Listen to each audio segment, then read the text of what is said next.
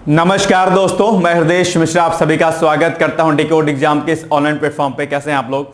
देखिए, एक मुद्दा, एक विवाद अभी इस समय बहुत ज्यादा चर्चाओं में रहा है गैस सिलेंडर को लेकर के और एलपीजी को लेकर के। बहुत सारी अफवाहें, बहुत सारा विरोधाभास और बहुत सारी समस्याएं आप लोग जो है देखने को मिल रही होंगी। कुछ लोग सरकार को कोस रहे हैं, कुछ लोग जो है खासकर पार्टी के कुछ नेताओं को कोस रहे हैं। कोई कुछ कह रहा है कि भारत की विदेशी नीति नहीं अच्छी है, कोई कह रहा है हम अमेरिका के साथ हमने समझौता कर लिया है, कोई कहता है कि हम अमेरिका के साथ में झुक गए हैं।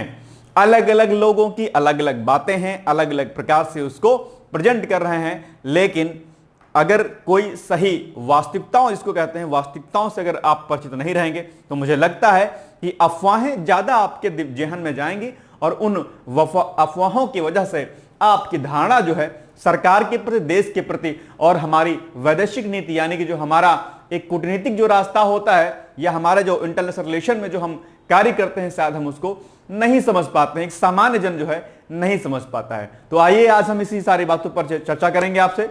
हालांकि कई लोग ईरान के पक्ष में हैं, कई लोग इजराइल के पक्ष में हैं, कई लोग कह रहे हैं कि भाई खामनेई को क्यों मारा गया, भारत ने अपना स्टैंड नहीं लिया। बहुत सारी बातें हैं, उन पर हम लोग चर्चा किसी और दिन करेंगे। लेकिन आज जो हम चर्चा करेंगे वो करेंगे एलपीजी को लेकर के, क्योंकि इसको लेकर के बहुत सारी अफवाहें हैं। एलपीजी महंगा हो गया और एलपीजी के महंगा होने की वजह से अगर आप देखते होंगे तो रेस्टोरेंट वगैरह का खाना, होटल्स का खाना महंगा हो गया। जहां मैं खाना खाता हूं वहां का खाना भी महंगा हो गया। सीधे जो है 15-20 रुपए की बढ़ोतरी उसमें देखने को मिली है।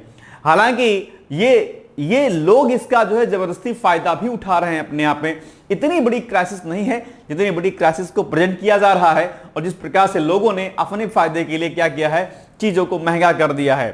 ठीक है, तो कुछ कई बार क्या होता है, लोग सरकार के एंगेज में होते तो भी लोग कहते हैं महंगा हो गया, सरकार ने महंगा कर दिया।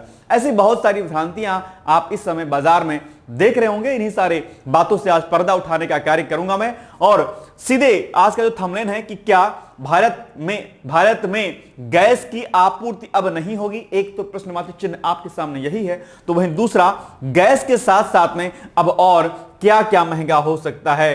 तो प्रत्यक्षतः तो कुछ और महंगा नहीं हो सकता, हाँ अप्रत्यक्ष तौर पर चीजें महंगी हो सकती है। जैसा कि अभी हमने थोड़ी देर पहले आपसे कहा कि रेस्टोरेंट वगैरह में गैस को लेकर के जो इश्यूज हो रहे हैं थोड़े बहुत, उसके एवज में आपने देखिए कि रेस्टोरेंट और होटल्स वालों ने क्या किया है, अपने रेट को बढ़ा दिया है। इनफैक्ट जो चाय की छोटी जो टपरियां होती हैं, जो छोटे शॉप होते हैं, उन्होंने भी अपने दाम को बढ़ा दिया है। और इसी के साथ साथ में कुछ और अन्य पदार्थों पर भी इसका नकारात्मक असर दिखाई देने को मिल रहा होगा। तो अभी इन सारी बातों पर हम डिस्कस करेंगे, लेकिन मैं आपसे यहां पर एक चीज अभी से ही डिस्कस कर देना चाहता हूं कि गैस के साथ साथ में अब और क्या क्या महंगा होगा।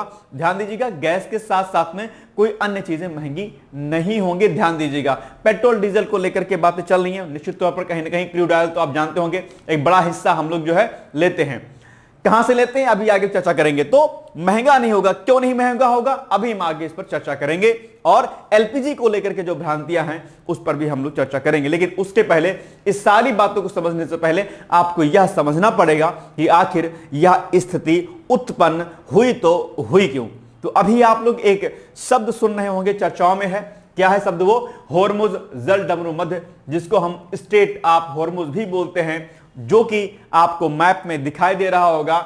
ये मैप में क्या है, मैप में देखे यहां पर क्या है, आप देख पा रहे होंगे होर्मुज। ये है आपका होर्मुज, ये है पर्शियन गल्फ, और ये है आपका जो है, ये पर्शियन खाड़ी को ओमान की खाड़ी से जोड़ता है अपने आप में। देखो, या फारस की खाड़ी को ओमान की खाड़ी और अरब सागर से जोड़ता है। ठीक है, ये हो गया आपका ओमान की खाड़ी और ये हो गया आपका पर्शियन गल्फ और ये हो गया आपका अरेबियन सी। तो ये जो होर्मुज है अपने आप में, जो कि बहुत चौड़ा रास्ता नहीं है, अपने आप में बहुत सकरा रास्ता है। यहां से दुनिया के अधिकतर व्यापार होते हैं तेल आपूर्ति हेतु, और ये ईरान के कब्जे में है अपने आप में। और चूंकि अब इस होर्मुज को क्या किया है, इसने ब्लॉक कर रखा है एक तरीके से अपने आप में। किसने? ईरान ने क्यों ब्लॉक कर रखा है? ईरान ने इसलिए ब्लॉक कर रखा है क्योंकि ईरान का युद्ध किसके साथ हो रहा है अभी? इजराइल और अमेरिका के साथ में हो रहा है। ऐसे स्थिति में ईरान क्या चाहता है? ईरान चाहता तो इसको नहीं बंद करता, इसमें कोई वो दिक्कत नहीं थी। लेकिन ईरान कहीं ना कहीं अपने आप में यह दिखाने का प्रयास कर रहा है कि किस प्रकार से जब युद्ध की स्थिति होती है तो वैश्विक स्तर पर इसका क्या प्रभाव पड़ सकता है, इसको जो है दर्शाने के लिए या फिर दुनिया को आईना दिखाने के लिए कहीं ना कहीं ईरान ने कहा कि बॉस देखो ऐसा है, अगर हम पर कुछ बिगड़ेगी तो हम किसी अन्य को भी नहीं छोड़ेंगे। तो यह मामला बड़ा गंभीर होता दिखाई दे रहा है। हालांकि अभी जो चर्चाओं में जो चीजें हैं उसमें यह बात सामने आई है कि ईरान ने कहा है, भारत के विदेश मंत्रियों के साथ में बातचीत ईरान के साथ में हुई और ईरान ने कहा कि बॉस देखो ऐसा है, हम भारत के जहाज को जो है क्रॉस करने देंगे, क्योंकि आप जानते होंगे भारत किसी के साथ किसी की शत्रुता नहीं है।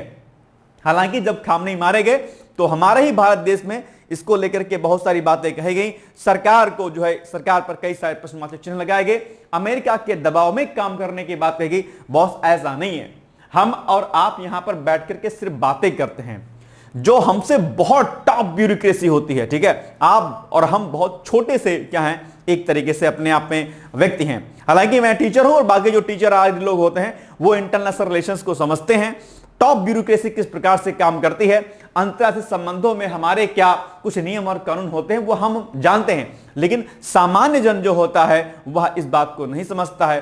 तो वो कई बार कहता है कि नहीं नहीं हम तो अमेरिका के दबाव में काम कर रहे हैं, या ऐसी बहुत सारी भ्रांतियां आपको देखने को मिलती हैं। ऐसा नहीं है, भारत कभी किसी के सामने झुकता नहीं है, भारत सॉफ्ट नेचर का कंट्री है, लेकिन हम हार्ड कंट्री की तरफ भी आगे बढ़ जाते हैं जब ऐसी कोई विपदा आती है, जैसे पाकिस्तान के साथ में हो गया या ऐसा कोई मामला चीन आदि के साथ में हो गया, तो हम अमेरिका के साथ झुक गए, अमेरिका के दबाव में आ गए, ऐसा बिल्कुल भी नहीं है, ठीक है। और अभी जो बात लोग कह रहे थे कि ईरान के साथ में हमारे संबंध अब अच्छे नहीं है, हमने इजराइल के चक्कर में ईरान के साथ दोस्ती तोड़ दी है, ऐसा बिल्कुल नहीं है। अगर ऐसा होता तो ईरान भारतीय जहाजों को यहां से जाने की अनुमति नहीं देता। तो अभी स्थिति क्या हो गई है कि, लेकिन अभी दिक्कत है, अभी ज्यादा जहाज यहां से नहीं आ पा रहा है, क्योंकि आप जानते होंगे कि लगभग 60% जो हम लोग क्रूड ऑयल और प्राकृतिक गैस जो आयात करते हैं वो इसी रास्ते से करते हैं, अपने आप में मिडिल ईस्ट से करते हैं अपने आप में। और ऐसे में जब यहां पर अपने आप में एक दिक्कत हो गई है तो इसकी वजह से कहीं ना कहीं जो आपूर्ति हुई है क्रूड ऑयल और प्राकृतिक गैस की, नेचुरल गैस की, वो क्या हुई है, बाधित हो गई है। इसी बाधा के फलस्वरूप जो है गैसों की आपूर्ति को लेकर के सरकार ने निर्णय लिया कि भाई देखो ऐसा है, अभी अगर अब देखो दो चीजें हैं, बहुत बड़ी कोई किल्लत नहीं है, सरकार ने क्या क्या है कुछ प्रतिबंध लगाए हैं।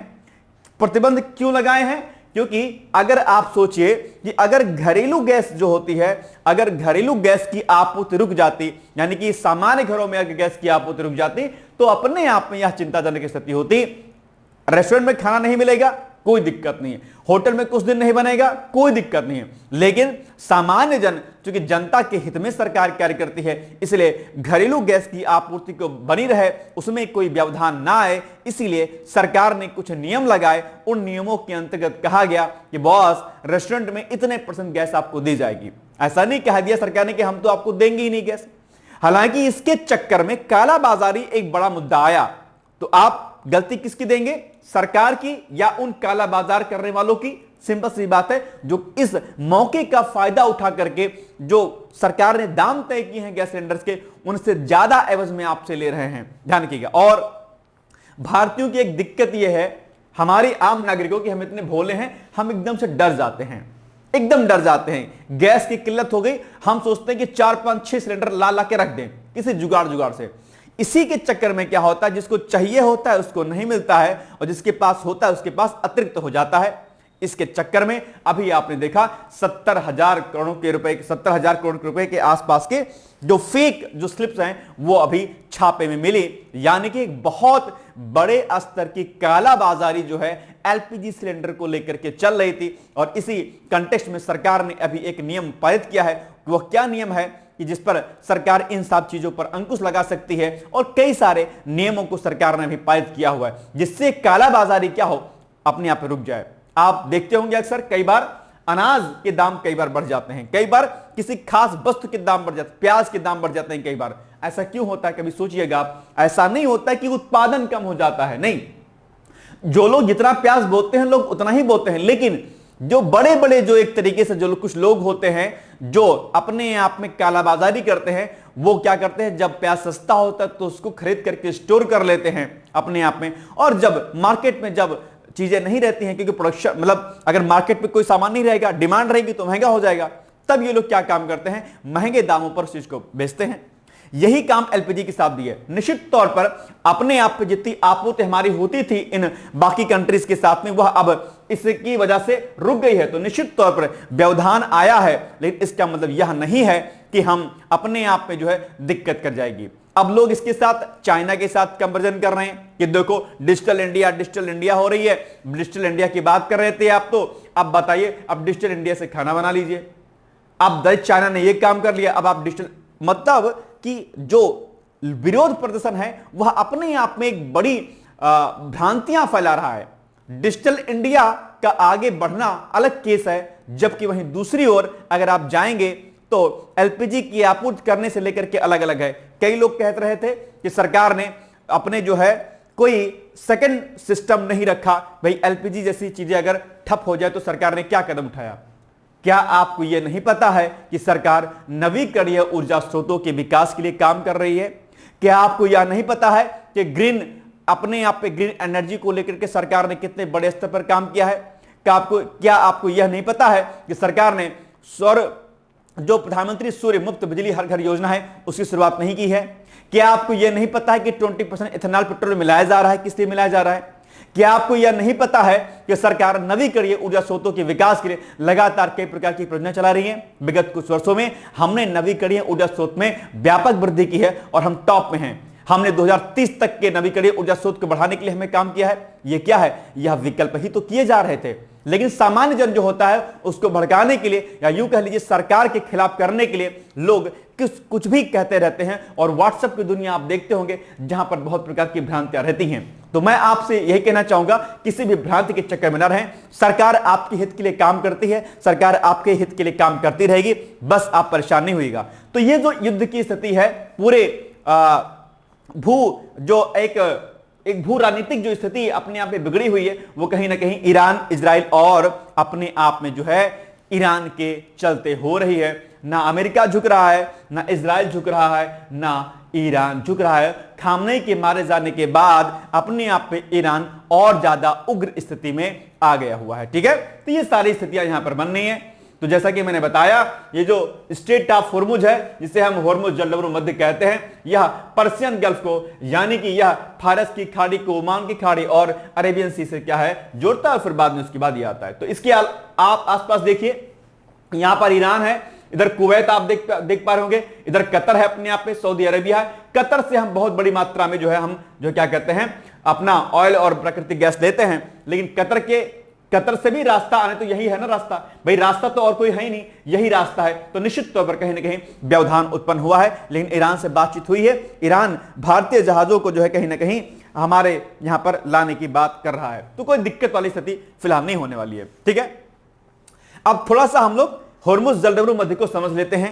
तो मैंने बता दिया कि किससे किसको जोड़ता है ये आप यहां पर देख लीजिएगा, आपकी परीक्षा में प्रश्न यहां से बन जाएगा। ये किसे अलग करता है? यह जलडबरू मध्य 55 से 95 किलोमीटर चौड़ा है और ईरान को अरब प्रायद्वीप से क्या करता है? अलग करता है। ईरान को अरब प्रायद्वीप से अलग करता है। कौन?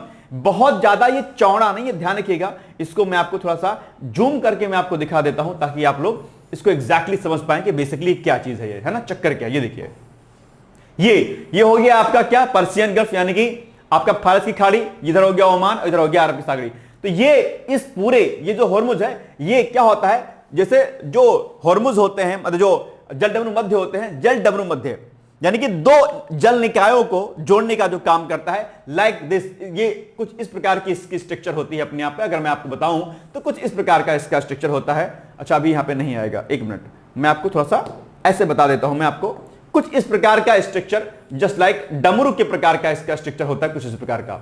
ठीक है, जहां पर दो जल निकाय आपस में क्या होते हैं? जुड़ते हैं। और ये जो यहां का जो रास्ता होता है अपने आप में, ये बहुत सकरा होता है। तो होर्मुज जलडबरू जो है स्ट्रेट जो होर्मुज है अपने आप पे, इसकी चौड़ाई की अगर मैं बात करता हूं तो लगभग 90 किलोमीटर के आसपास, 90 मीटर उसके आसपास है। बहुत ज्यादा चौड़ा ये नहीं है कि बहुत ज्यादा चौड़ा है कि इसमें से ज्यादा कार्गो निकल पाएंगे, कम ही निकल पाएंगे और चूंकि बहुत बड़े स्तर का व्यापार यहां से होता है तो ट्रैफिक अपने आप में हम मान सकते हैं अपने आप में। और ईरान इस पर तो हमला कर रहा है कि मेरा बॉस हम तो नहीं जाने देंगे किसी को।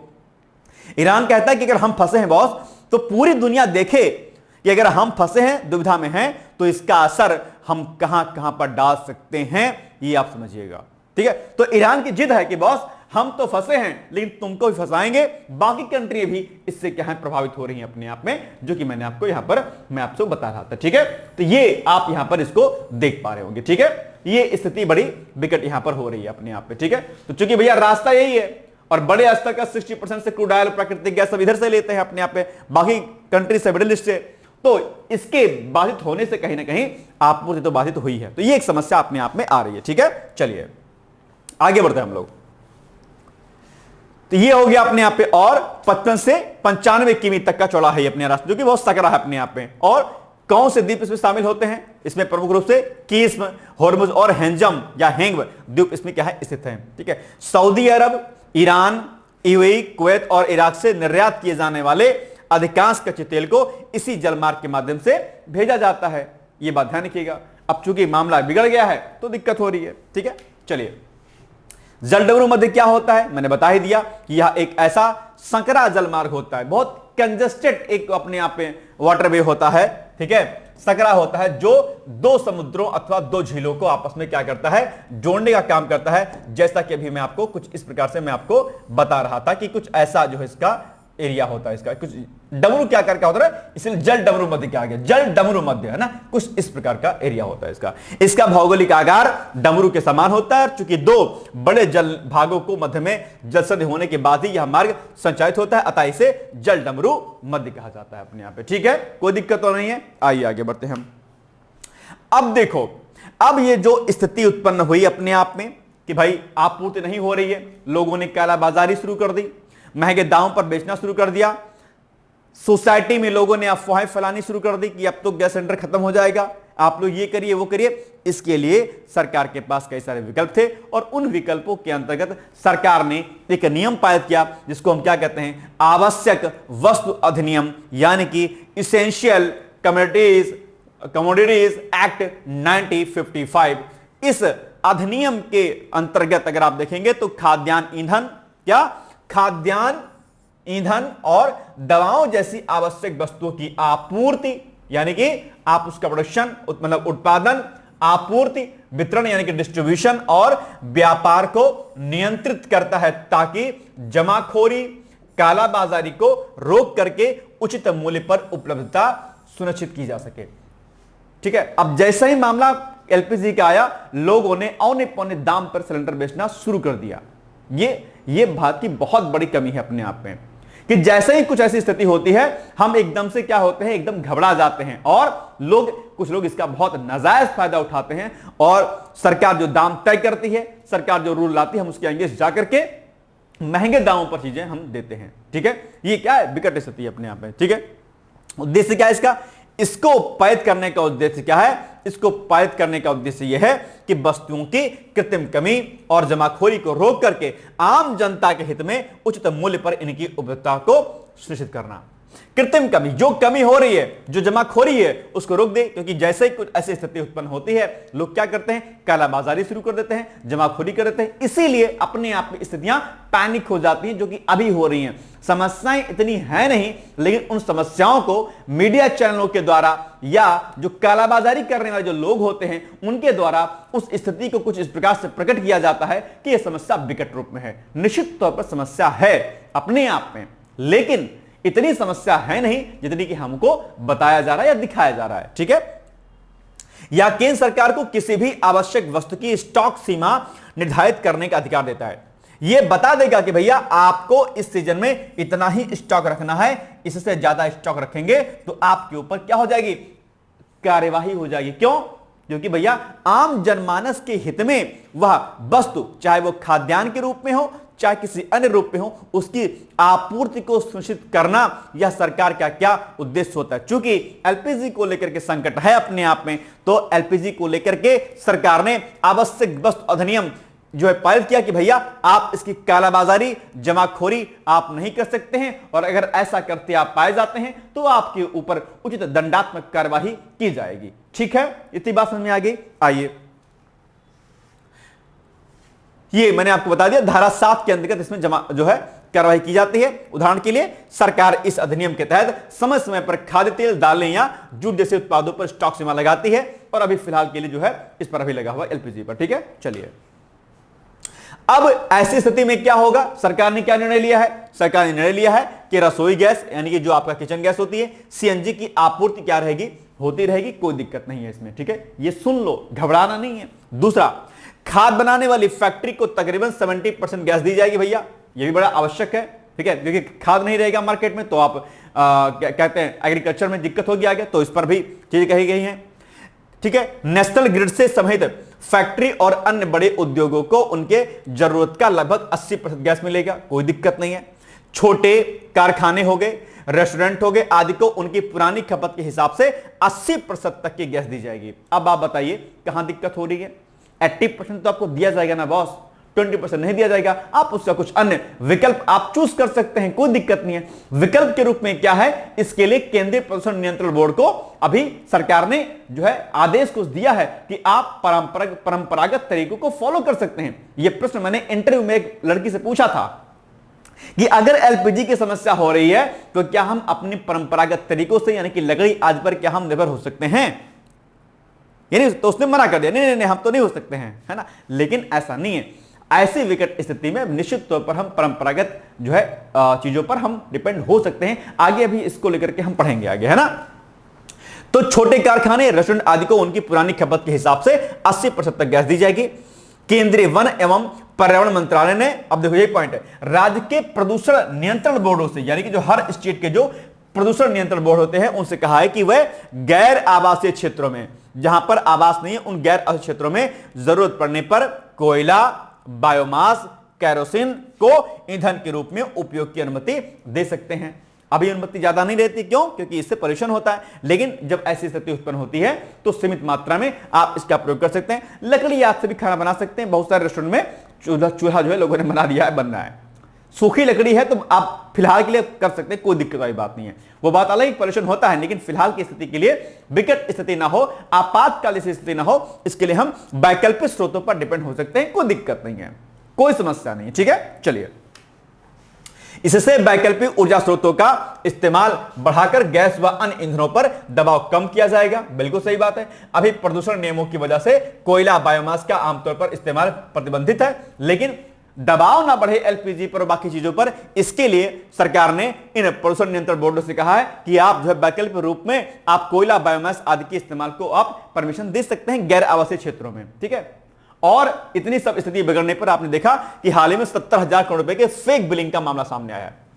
अब आप बताइए, सरकार ने थोड़ा सा टाइट किया रूल एलपीजी को लेकर के। रेस्टोरेंट वगैरह लोग टैक्स नहीं चुकाते हैं। जो घरेलू गैस होती है, कॉमर्शियल जो गैस होती है, कॉमर्शियल गैस और घरेलू गैस में अंतर होता है। घरेलू गैस लगभग 14 केजी के आसपास का होता है, और कॉमर्शियल गैस शायद इससे 2-3 किलो 4 किलो शायद प्लस होता है, आई थिंक एक्स्ट्रा होता है। लोगों ने घरेलू गैस का इस्तेमाल क्या काम किया, अपने कॉमर्शियल उसमें करने लगे, तो क्या समस्या नहीं आएगी?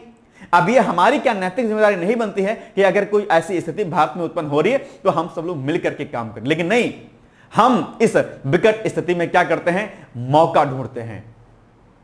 ठीक है, मौका, जैसे कभी सड़क पर किसी का एक्सीडेंट हो जाता है, कोई गाड़ी पलट जाती है, तो क्या करते हैं, हम ये नहीं देखते हैं कि गाड़ी पलटने के ऊपर जो गाड़ी में जो बैठे लोग हैं वो किस स्थिति में है, ड्राइवर किस स्थिति में नहीं। अगर उस ट्रक में कोई खाद्यान्न है, कोई ऐसी वस्तु है जिसका आप उपयोग कर सकते हैं, तो लोग क्या करते हैं, उस वस्तु को इकट्ठा करने में लग जाते हैं, उस गाड़ी में बैठे व्यक्तियों को नहीं देखते हैं। ये क्या है, ये अति संवेदनशीलता, अपने आप में असंवेदनशीलता है। और यही स्थिति उत्पन्न हो जाती है कब, जब ऐसी कोई स्थिति उत्पन्न होती है। ऐसे में हमें भारतीय होने का जो है एक तरीके से गर्व होकर के हमें मिलकर के इन समस्याओं से लड़ने का प्रयास करना चाहिए। यह नहीं कि हम कालाबाजारी शुरू कर दें, हम टैक्स ना पे करें, हम घरेलू गैस का उपयोग हम कॉमर्शियल गैस के रूप में करें, ऐसा नहीं। घर में खाना बनना जरूरी है। घर में छोटे बच्चे होते हैं, माँ होते हैं, बुजुर्ग होते हैं, बहुत सारे परिवार के लोग होते हैं। रेस्टोरेंट में खाना नहीं खाइएगा तो चल जाएगा काम, टिक्की बर्गर नहीं खाएगा तो काम चल जाएगा, लेकिन घर में खाना खाना क्या जरूरी है। मैं कहता हूं सारे रेस्टोरेंट बंद हो जाएं, कोई दिक्कत नहीं है, कुछ एक को छोड़ करके।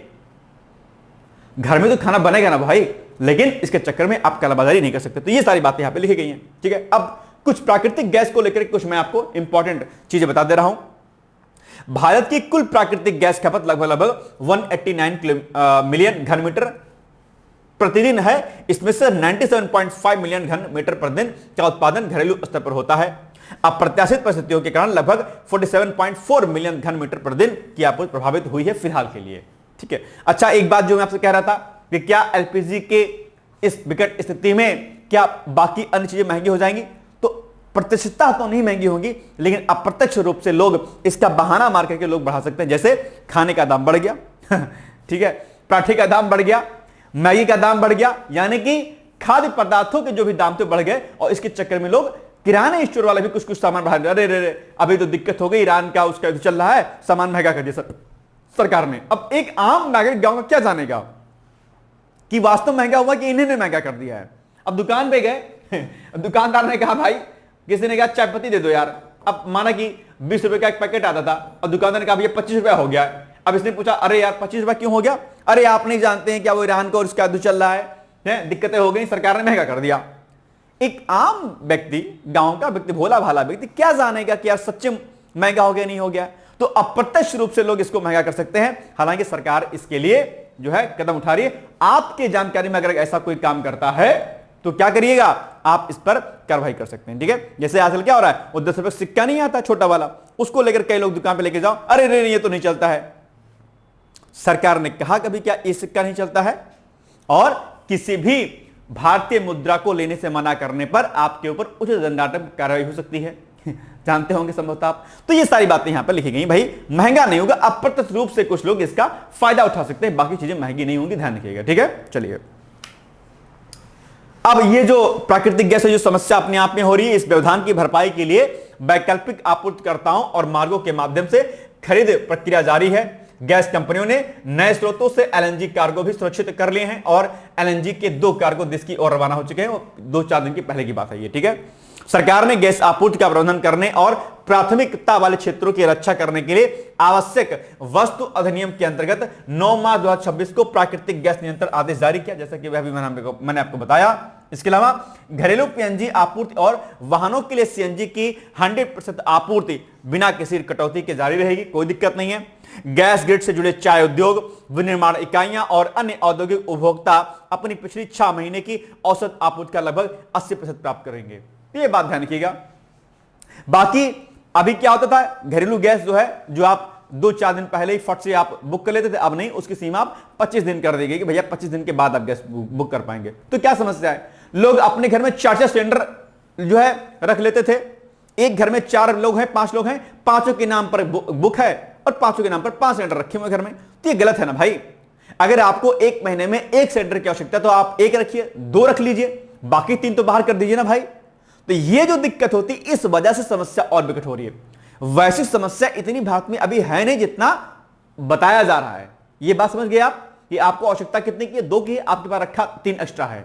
ये समस्या है अपने आप पे। इसलिए सरकार ने कहा कि नहीं, आप 25 डेज के बाद, अब चूंकि अब आप 3-4 सिलेंडर रखने की आपकी हैबिट है, अब बुक नहीं हो, आप परेशान हो, पैनिक हो रहे हैं, तो ये समस्या आपको दिखाया जा रहा है ना। लोग लाइन में लगे हैं बिना मतलब के, घर में 2 सिलेंडर है उसके बावजूद भी लाइन में लगे हुए हैं कतारों में लगे हुए हैं। ये दिक्कत है हमारे देश की, है ना। हम पैनिक हो जाते हैं, अरे 1-2 तो रखा है ना आपके घर में, 2 इस्तेमाल कीजिए, 25 दिन के बाद फिर से आप ऑर्डर कर दीजिएगा।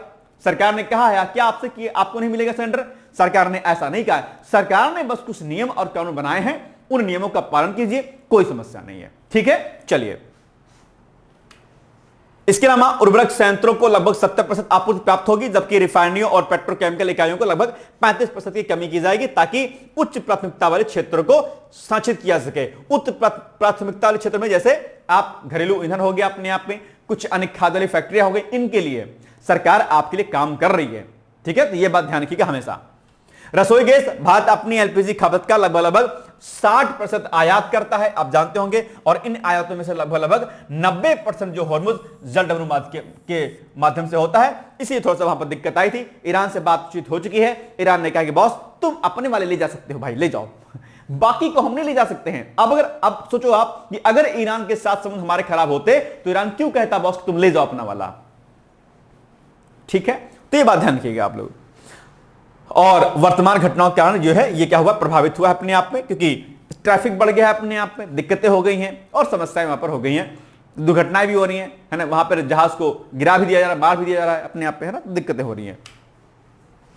8 मार्च 2026 को सरकार ने एक आदेश जारी कर तेल शोधन संयंत्र और पेट्रोकेमिकल्स परिसरों को प्रोपेन, ब्यूटेन, प्रोपिलीन और ब्यूटेन जैसे गैसों को एलपीजी पूल में भेज करके एलपीजी उत्पादन को अधिकतम करने का निर्देश दिया है। इन उपायों के परिणाम स्वरूप घरेलू एलपीजी उत्पादन में लगभग 25% की क्या हुई है, वृद्धि हो गई है। अब देखो आप हैतवा मचा रहे थे सभी लोग, है ना, और संपूर्ण घरेलू एलपीजी उत्पादन घरेलू उपभोक्ताओं की ओर निर्देशित किया जा रहा है। गैर घरेलू एलपीजी के लिए अस्पतालों और शैक्षिक संस्थाओं जैसे आवश्यक क्षेत्रों को प्राथमिकता दी जा रही है। ठीक है, सरकार अपने स्तर पर काम कर रही है बेहतर तरीके से, कोई दिक्कत वाली बात नहीं है यहां पर। ठीक है, इसके अलावा बहुत सारी बातें यहां पर और भी लिखी गई, आप इसको पढ़ लीजिएगा। ठीक है, सरकार ने एलपीजी की कम वसूली के लिए तेल विपणन कंपनियों को 30,000 करोड़ के मुआवजे की मंजूरी भी दे दी है। ठीक है, जमीनी स्तर पर आप देखेंगे तो कुछ लोग घबरा करके सिलेंडर बुक करा रहे हैं और जमाखोरी कर रहे हैं। हालांकि घरेलू एलपीजी की सामान्य डिलीवरी प्रक्रिया जो है अब बदल गई है और अब 25 दिन के बाद जो है आप डिलीवरी मतलब ले सकते हैं अपनी। तो ये सरकार ने अपने स्तर पर काम किया है, दिक्कत वाली बात नहीं है। बस थोड़ा सा ये है कि हाँ हमारी नीतियां बेहतर हैं, ना हमारी वैदेशिक नीति खराब है, ना सरकार काम खराब कर रही है, ना हमारी ब्यूरोक्रेसी खराब काम कर रही है। ठीक है, आप यहां पर बैठ करके न्यूज़पेपर पढ़ करके आप सरकार को कोस सकते हैं, आप जो है पार्टी को कोस सकते हैं, लेकिन आप ये नहीं जानते हैं कि जो टॉप ब्यूरोक्रेसी हमारी है वो किस लेवल पर काम कर रही होती है। ठीक है, आप जहां पर सोचना बंद कर देते हैं वहां पर हमारी ब्यूरोक्रेसी शुरू करती है सोचना। देश नेता नहीं चला रहे, देश आईएएस और बड़े अधिकारी आईआरएस और आईएफएस अधिकारी चला रहे हैं। ठीक है, आप नहीं चला रहे, ना मैं चला रहा हूं। ठीक है, ध्यान रखिएगा, हमसे बहुत बेहतर लोग जो है सरकार के ऊपर बैठे हुए हैं, सरकार से भी बेहतर कार्य कर रहे हैं, मतलब सरकार के हित के लिए कार्य करते हैं जो भी ब्यूरोक्रेसी होती है। तो ध्यान रखिएगा कि बहुत अच्छे top economist, top bureaucracy, top बड़े अधिकारी इसके लिए काम कर रहे होते हैं। ठीक है, तो इसलिए अफवाहों पर ध्यान न दीजिए, आराम से खाइए पीजिए मस्त रहिए। ठीक है, चलिए ये सब बाकी बातें इसमें और लिखी गई, आप इसको एक एक करके पढ़ लीजिएगा। तेल विपणन कंपनियां और प्रवर्तन टीमें वितरकों के लंबित ऑर्डर को निपटाने और सुचारू डिलीवरी सुनिश्चित करने के लिए जमीनी स्तर पर सामान्य समन्वय कर रही है। सरकार वैश्विक स्थिति पर लगातार नजर रख रही है और ईंधन की निर्बाध आपूर्ति सुनिश्चित करने तथा घरों और प्राथमिकता वाले क्षेत्रों की सुरक्षा के लिए आवश्यक कदम उठा रही है अपने आप पे। ठीक है, तो ये सारी बातें सरकार अपने स्तर पर कर रही है लगातार। ठीक है, तो ये छोटी सी न्यूज थी जो मैंने आज आपको बता दी है। ठीक है, अब इसी पर बेस्ड एक प्यारा सा प्रश्न है जिसको आपका उत्तर देना है। यह प्रश्न है कि होर्मुज जल डमरूमध्य किससे जोड़ता है, लाल सागर और अरब सागर को, या फारस की खाड़ी और ओमान की खाड़ी, या बंगाल की खाड़ी और अरब सागर, या भूमध्य सागर और लाल सागर, किसको जोड़ता है? कमेंट बॉक्स में जाकर के आप इसका उत्तर देने का प्रयास जरूर कीजिएगा। इसके अलावा एक प्रश्न मुख्य परीक्षा के लिए है, होर्मुज जल डमरूमध्य क्या है, भारत की ऊर्जा सुरक्षा के लिए इसके महत्व को संक्षेप में स्पष्ट कीजिए। 125 वर्ड्स में आप लिख सकते हैं और लिख करके आप चाहें तो हमें हमारे कॉन्टैक्ट नंबर 8604409201 पर आप मुझे भेज सकते हैं। इस पर आपको डिटेल जानकारी आपको यहां पर मिल जाएगी। ठीक है, तो आप चाहें तो इस पर मुझे भेज दीजिएगा, कोई दिक्कत वाली बात नहीं है। ठीक है, बाकी आप लोग समझदार हैं। और इसके अलावा कुछ चीजें मैं आपको और अपडेट कर देता हूं, जैसे कि हमारे यहां पर बहुत सारे कोर्सेज चल रहे हैं, जैसे कि अभी लेखपाल टेस्ट हमारी बहुत अच्छी चल रही है। आप जो है इसको ले सकते हैं 500 रुपए में, ओनली 500 में आपको हमारी लेखपाल की टेस्ट आपको देखने को मिल जाएगी, कोई दिक्कत वाली बात नहीं है। ठीक है, और एसए के लिए भी 1000 है प्राइस और करंट अफेयर्स बूस्टर के लिए 251 रुपए है। इलाहाबाद हाई कोर्ट के लिए जो है अभी आप देख पा रहे होंगे इसमें कूपन कोड लगा हुआ है SC 500। ठीक है, ये ले सकते हैं। यूपीपीसीएस फाउंडेशन कोर्स 12,000 का है, 6,000 में आपको मिल जाएगा। ठीक है, ये 50% का इसमें लेस आपको दिखाई दे रहा होगा। ठीक है, यूपीपीसीएस प्रीलिम्स 2026 लक्ष्य बैच, इसकी फीस कितनी है? 4500 नहीं हो जाएगी, ये हो जाएगी आपकी जो है 2500। ठीक है, ये 2500 हो जाएगी, 4500 फीस है इसकी, मतलब 4500 फीस है इसकी। और पीसीएस 2000 कूपन कोड लगाइएगा, पीसीएस 2000, तो ये फीस आपकी हो जाएगी कितनी? 2500, ये 2500 हो जाएगी। ठीक है, बाकी यहाँ पर बीओ का बैच, अभ्युदय बैच, सारे बैच यहाँ पे लिखे हैं। आप इसमें एडमिशन ले सकते हैं, तैयारी कर सकते हैं, और इसके लिए आप चाहें तो जो भी बैच लेना होगा उस बैच का नाम लिख करके इस दिए गए नंबर पर आप सीधे संपर्क कर सकते हैं। अगर आपको मुझसे डायरेक्टली बात करनी हो तो इस नंबर पर आप बात कर लीजिएगा डायरेक्टली, ठीक है, 860 वाले पर, ठीक है, ये मेरा नंबर है, इस पे आप बात कर लीजिएगा।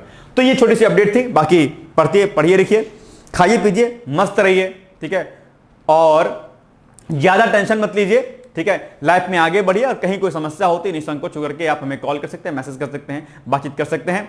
बस पढ़ाई अपनी लगातार करते रहिए। बहुत बहुत धन्यवाद है, all the best, thank you so much, bye bye, take care, all the best. क्या आप लोक सेवा आयोग उत्तर प्रदेश की ROA परीक्षा में सफल होकर सचिवालय में समीक्षा अधिकारी जैसे प्रतिष्ठित पद पर चयनित होना चाहते हैं? क्या आपके पास व्यस्त दिनचर्या या व्यक्तिगत परिस्थितियों के कारण नियमित पढ़ने के लिए समय की कमी है, इसलिए एक दिन में आप 8 से 10 घंटे नहीं पढ़ सकते हैं? क्या आपका संकल्प है कि सचिवालय में समीक्षा अधिकारी बनना ही बनना है और आप उसके लिए सही मार्गदर्शन की तलाश कर रहे हैं?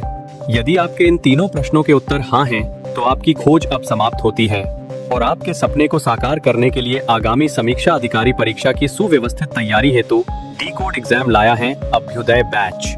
अभ्युदय बैच में आपको आगामी ROA परीक्षा के प्रारंभिक और मुख्य परीक्षा के पूरे पाठ्यक्रम को अभी से एक साथ बहुत ही बेसिक लेवल से video lecture, PDF notes, test series और उत्तर लेखन कार्यक्रम के माध्यम से पूरे विस्तार से पूर्ण कराया जाएगा। हमारे अभ्युदय बैच की सबसे बड़ी विशेषता है कि इसमें साप्ताहिक टारगेट्स के अनुसार कम से कम 5 घंटे भी पढ़कर कोई अभ्यर्थी पूरा पाठ्यक्रम अच्छे से तैयार करके परीक्षा में सफलता अर्जित कर सकता है।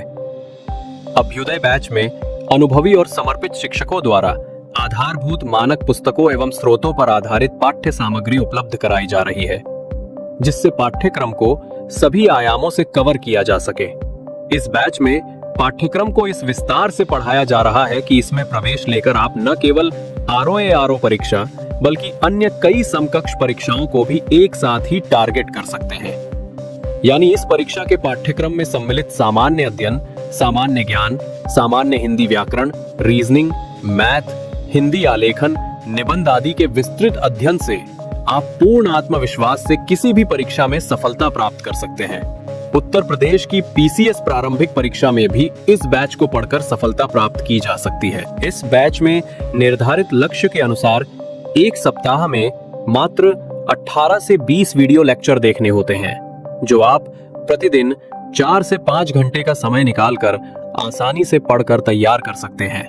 ये बैच ऑनलाइन जरूर है, परंतु इस बैच में छात्रों और शिक्षकों के बीच सीधे संवाद के लिए प्रक्रिया निर्धारित है, जिससे अभ्यर्थी अपनी शंकाओं का व्यक्तिगत समाधान प्राप्त कर सकते हैं। आपके संकल्प को सिद्धि तक पहुंचाना ही अभ्युदय बैच की आधारभूत संकल्पना है। हमारा ये आत्मविश्वास संस्थान के 5 वर्षों की कठिन साधना की परिणति है। D-Code एग्जाम संस्थान अपने 5 वर्षों के सफर में ROA परीक्षा में 45 से अधिक चयन सुनिश्चित करवाकर एक विश्वसनीय संस्थान के रूप में विख्यात है। इसलिए बिना किसी संशय के पूर्ण विश्वास के साथ आप भी हमसे जुड़कर अपनी सफलता का नया अध्याय लिख सकते हैं। इस बैच से जुड़ने के लिए हमारे संस्थान के नंबर 8604409201 अथवा 9506742546 पर व्हाट्सएप या कॉल करके बैच की पूरी जानकारी प्राप्त की जा सकती है। अभी 500 शुरुआती छात्रों को विशेष छूट भी प्रदान की जा रही है, इसलिए इस अवसर का लाभ उठाने के लिए अतिशीघ्र प्रवेश लेकर अभ्युदय बैच से जुड़े। प्रवेश के लिए अभी संपर्क करें और शुल्क में छूट प्राप्त करें।